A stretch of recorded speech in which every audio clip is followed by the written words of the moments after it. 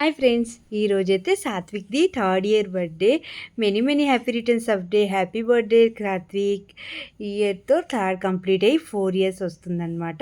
అప్పుడే 3 years complete అయిందంటే అస్సలు నమ్మబుద్ధేయట్లేదు. సాత్విక్ పుట్టినప్పుడు ఫుల్ వీడియో తీసాననమాట. ఫస్ట్ నాది అప్పుడే వీడియో స్టార్ట్ చేశాను.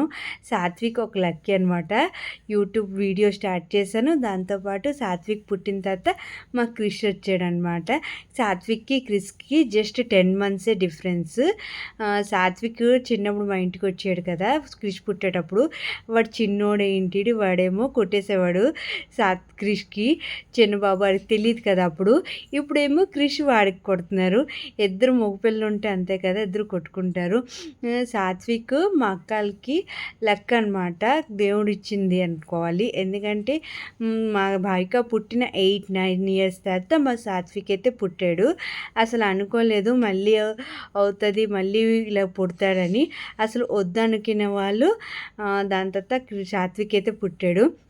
వాళ్ళ ఇంట్లో అందరూ సాత్విక్ అయితే మా బావ వాళ్ళ నాన్న అంటారనమాట. వాళ్ళ ఇంట్లో అయితే ఫుల్ హ్యాపీ సాత్విక్ పుట్టేటప్పుడు. ఫుల్ వీడియో చేశాను.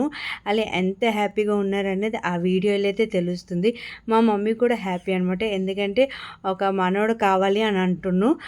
అదే దాని కోరిక అయితే తీరిపోయింది. సాత్విక్ పుట్టిన కొన్ని డేస్కి క్రిస్ కూడా పుట్టాడు కదా! అది కూడా లెక్క అనమాట మాకైతే.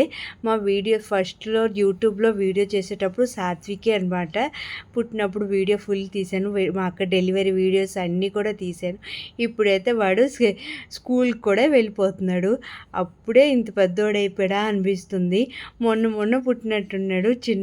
వాడితోని నేను ఎక్కువ రోజులు ఉండలేదు. ఎందుకంటే మళ్ళీ మా క్రిష్ కడుపులో ఉంటాడు కదా! అందుకే నేను ఎక్కువ వెళ్ళేదాన్ని కాదు. కానీ పుట్టినప్పుడు మాత్రం వాడి దగ్గర 3 డేస్ ఉండిండనమాట. వాడు పుట్టిన తర్వాత బాగా ఎత్తుకున్నాను.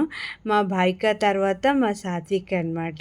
మీరందరూ కూడా మా సాత్విక్‌కి విష్ చేసేయండి.